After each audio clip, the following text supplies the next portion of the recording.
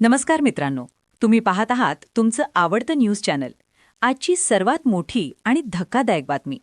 बारामतीमध्ये घडलेली एक घटना आणि त्या घटनेनंतर राज्याच्या राजकारणात निर्माण झालेला भूकंप. राज्याचे उपमुख्यमंत्री अजित पवार उर्फ दादा यांच्या संदर्भात मोठी चर्चा. दादा जिवंत, मृत्यूला चकवा देत तारीवर. कोण मारलं? नेमकं काय घडलं? अपघात होता की कट? मास्टरमाइंड कोण? आजच्या या 60 मिनिटांच्या विशेष भागात आपण पाहणार आहोत संपूर्ण घटनाक्रम. बारामतीतील निवासस्थानी महत्त्वाची बैठक सुरू होती. स्थानिक नेते, कार्यकर्ते आणि काही अधिकारी उपस्थित होते. सूत्रांच्या माहितीनुसार बैठक संपल्यानंतर अचानक गोंधळ उडाला. सुरक्षा कर्मचाऱ्यांची धावपळ सुरू झाली. काहींनी सांगितलं हा अपघात होता, तर काहींनी म्हटलं हा नियोजित कट होता. घटनास्थळी उपस्थित असलेल्या एका कार्यकर्त्याने सांगितले की आम्हाला काहीच समजलं नाही. अचानक आरडाओरडा झाला. सोशल मीडियावर काही मिनिटांत बातमी व्हायरल झाली. हॅशटॅग दादा सुरक्षित आहेत ट्रेंड होऊ लागला. घटनेनंतर तात्काळ सुरक्षा वाढवण्यात आली. पोलीस आणि गुप्तचर विभाग सक्रिय झाला. बारामती शहरात नाकाबंदी, सीसीटीव्ही फुटेज तपासणी. राज्य सरकारने अधिकृत निवेदन दिलं की दादा पूर्णपणे सुरक्षित आहेत, अफवांवर विश्वास ठेवू नका. परंतु प्रश्न अजूनही अनुत्तरित. जर अपघात होता तर इतकी सुरक्षा का? जर कट होता तर कोण मागे?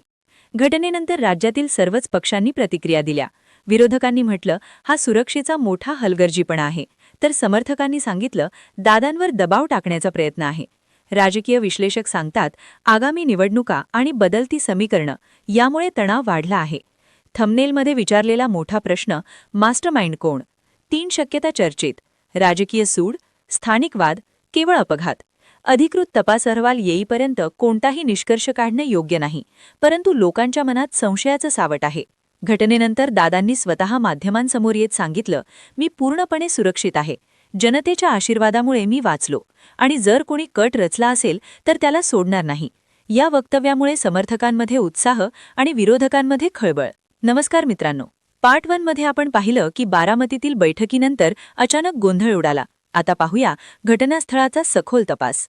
घटनास्थळी उपस्थित असलेल्या सुरक्षा अधिकाऱ्यांनी सांगितलं की बैठक संपल्यानंतर काही मिनिटांतच एक अनपेक्षित हालचाल दिसली.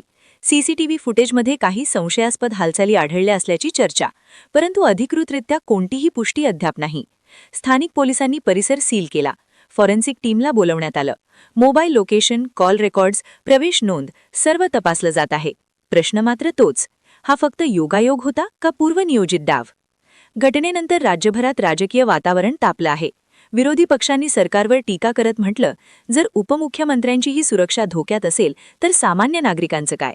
तर सत्ताधारी गटाने स्पष्ट केलं की अफवा पसरवू नका, सत्य बाहेर येईल. राजकीय विश्लेषक सांगतात राज्यात सध्या सुरू असलेली सत्ता समीकरणं, आगामी निवडणुका आणि अंतर्गत मतभेद या सर्व गोष्टींमुळे वातावरण आधीच तणावपूर्ण होतं. या घटनेने त्या तणावात आणखी भर पडली आहे.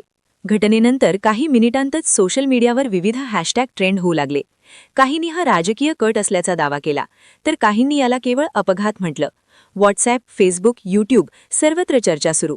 तज्ज्ञ सांगतात अधिकृत माहिती येण्यापूर्वी अफवा पसरवणं टाळावं, कारण चुकीची माहिती परिस्थिती अधिक बिघडवू शकते. बारामतीतील घटना अपघात की कट? तपासानंतरच सत्य समोर येईल. परंतु एक गोष्ट स्पष्ट आहे की राज्याच्या राजकारणात तणाव वाढला आहे. तुम्हाला काय वाटतं? ही घटना अपघात आहे की राजकीय कट? कमेंटमध्ये नक्की सांगा.